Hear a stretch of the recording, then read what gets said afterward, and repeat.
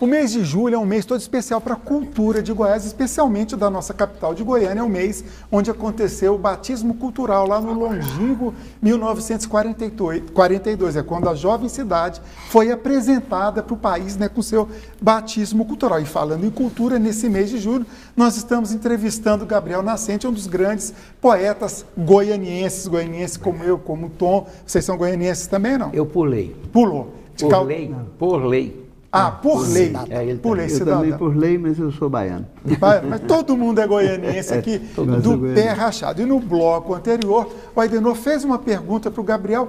Por favor, repete a pergunta. Eu gostaria que o Gabriel situasse as origens da sua poesia, onde ele bebeu, quais foram as fontes que o encaminharam por primeiro para a poesia. Na verdade, eu retorno rapidamente à fonte nascedora da minha poesia, que é a sua presença. E já trazendo os gatos à tona. Passei, conforme você nos orientou na época, a ler severamente Augusto dos Anjos, li intensamente Augusto dos Anjos, paralelamente Antero de Quental. Aos poucos fui descobrindo Lorca, Neruda. Penso... Muita influência de escritores hispânicos. Hispano-americanos, sim. E latinos, né? Penso eu que ao tocar nesse assunto do poder da metáfora na minha poesia, que essa paixão minha e essa identificação do meu intelecto com a metáfora, com a imagem da metáfora, foi a convivência exagerada e embevecida com a poesia de Neruda. Né?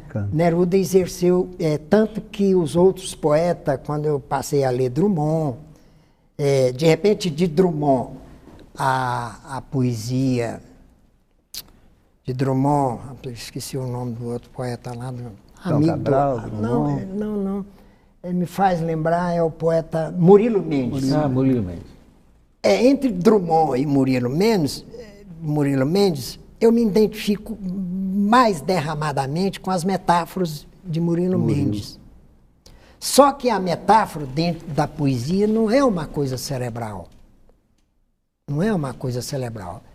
E realmente ela se incorporou, materializando o suor e o sonho dentro da minha poesia, porque é o único caminho que eu tinha de dizer as coisas simbolicamente sem perder no obscurantismo. Além da poesia, quem te influenciou mais também na literatura que você gosta de ler, que você leu, escritoras?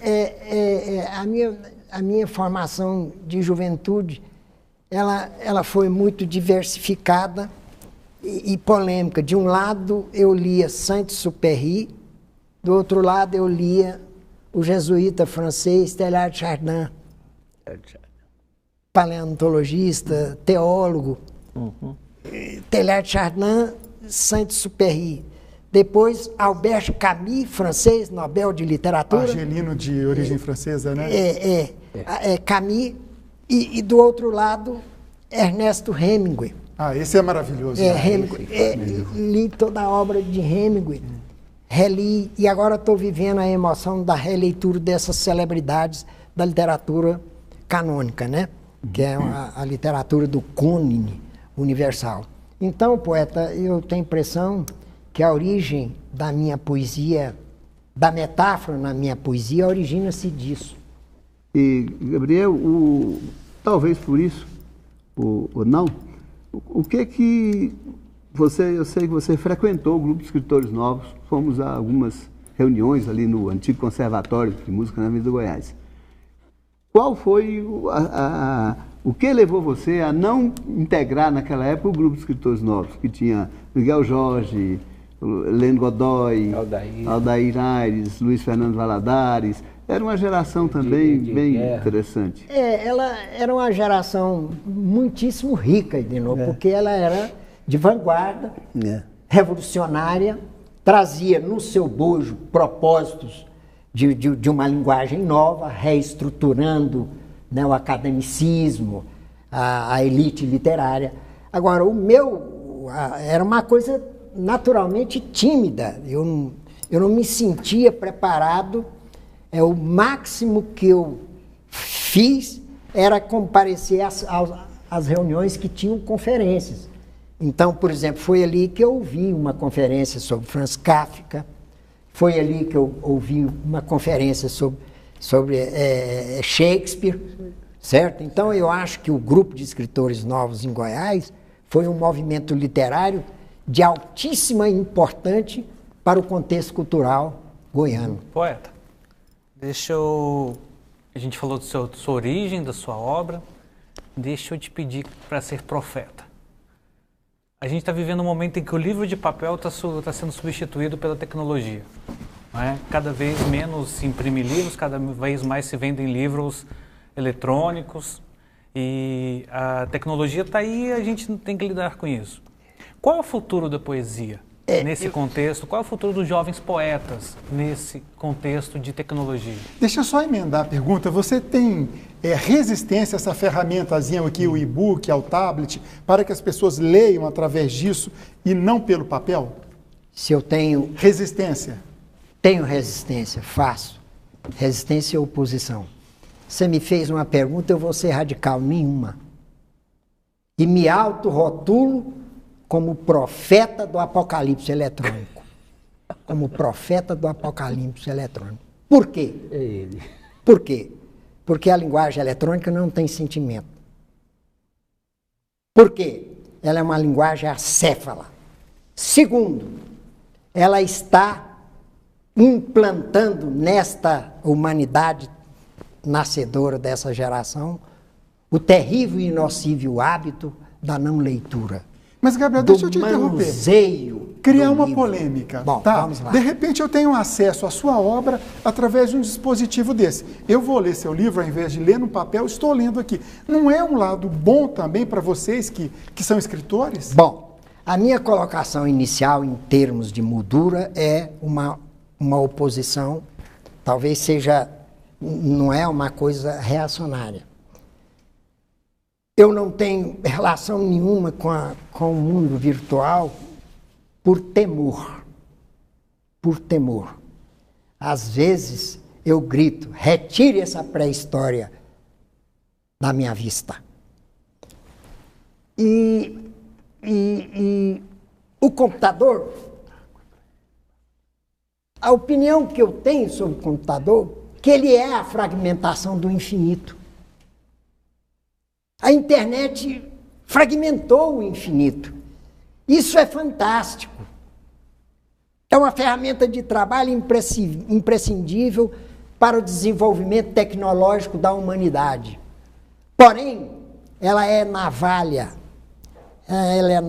de pérfidos golpes, porque através dela estão surgindo sendas de todos os times de coisa ruim e de criminalidade.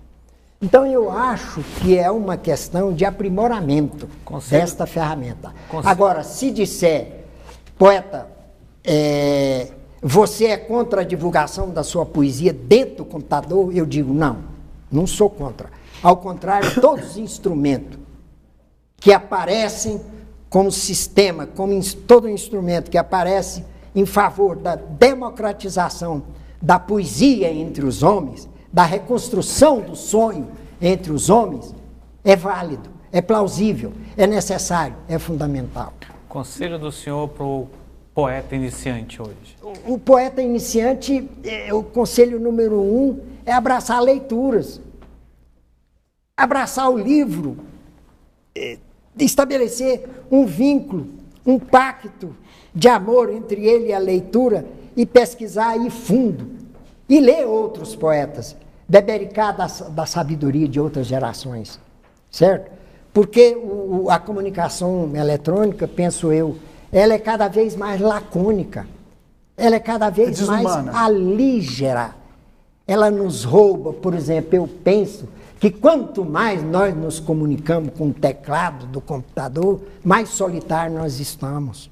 Gabriel, enquanto essa é a minha visão. Faz a pergunta, eu vou passar água aqui para o Gabriel, eu vi que ele estava com sede. Obrigado. Fica à vontade, Luiz. Eu concordo com a solidão que você acaba de definir, porque de fato as pessoas estão muito solitárias atrás de um celular, de um computador, de um tablet, né?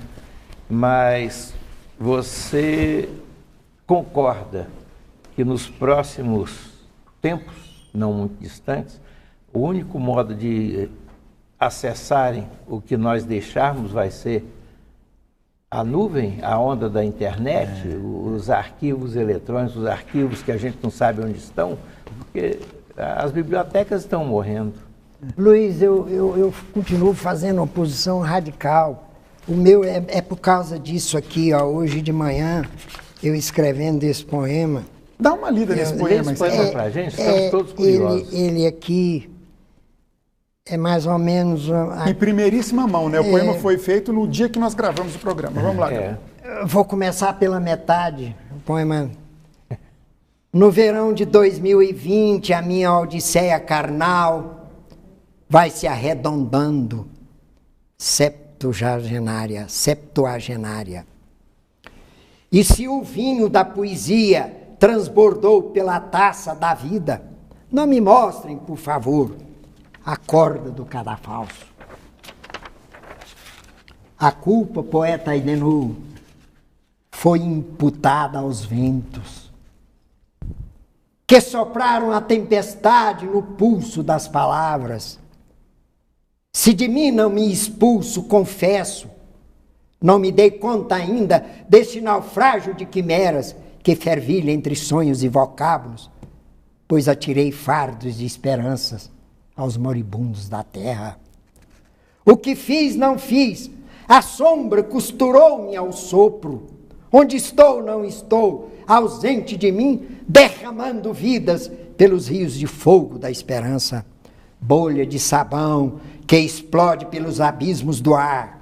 Ilusão e desilusão, eu as como num mesmo prato. É agro, eu sei, este ofício de parcas, de tonel sem fundos, que quero enchê-lo de palavras. Muito bem. Parabéns, palmas para o Gabriel. Mais uma amostra da explosão metafórica, né?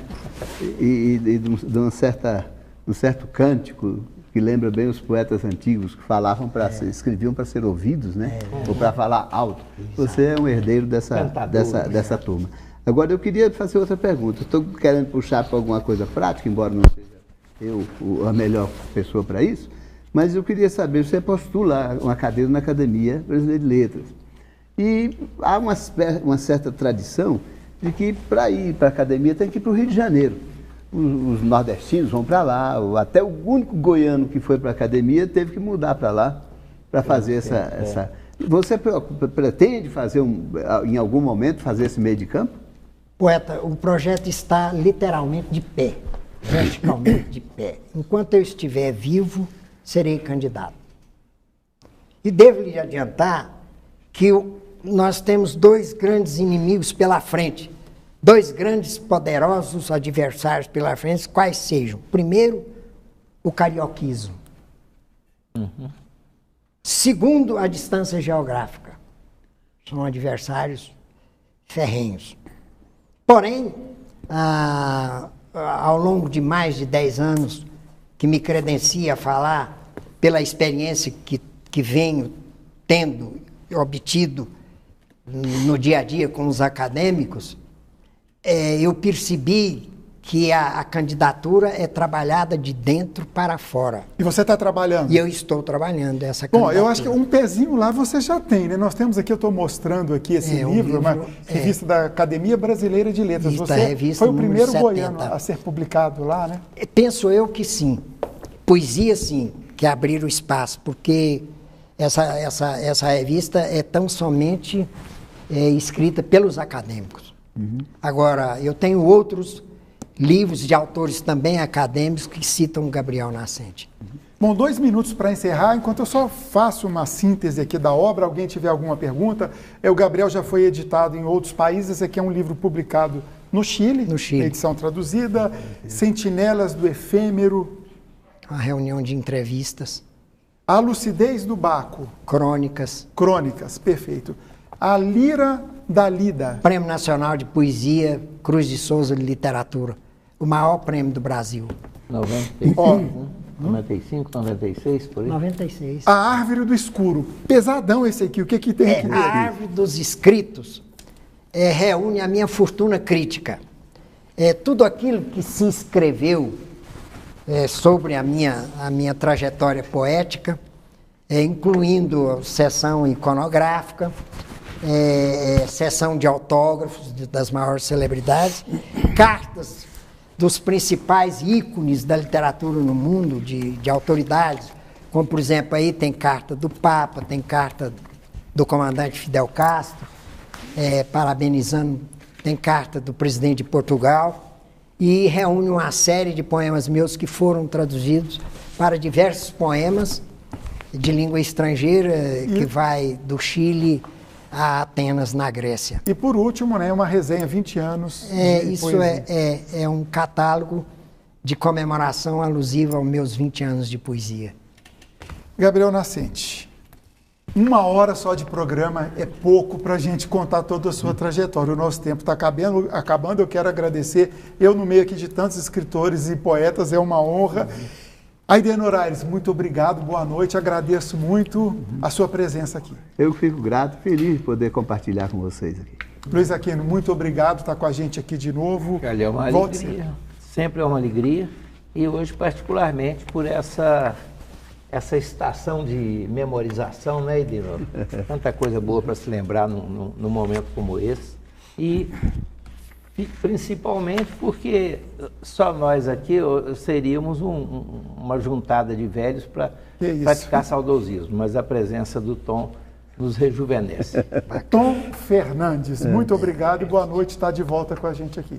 Um privilégio e uma honra ter essa lição com um poeta dessa magnitude. Obrigado. Agora eu não vou te chamar de Gabriel, não vou falar de poeta. Encerra o Roda de Entrevista. É enfático que se traz à tona, com aplausos e louvores, a iniciativa de vocês, com muita sensibilidade, ter aberto espaço para a poesia. No momento, né, um momento em que nós estamos praticamente órfãos, culturalmente órfãos. Nós somos uns Quixote do asfalto, babando sonho, mel e loucura. Babando sonho, mel e loucura. Essa é a verdade. Agora, nada vai mudar o curso da criação poética. Essa é a primeira colocação. Pode existir a máquina, pode existir o computador, pode existir o avião a jato. A poesia... É a alma do poeta. Ela é a alma do poeta, porque o dia que o homem morrer, ela vai continuar cantando na voz dos ventos. Obrigado. Mais uma vez, muito obrigado. Foi uma honra te entrevistar. Voltamos na próxima semana. Me dá uma raiva.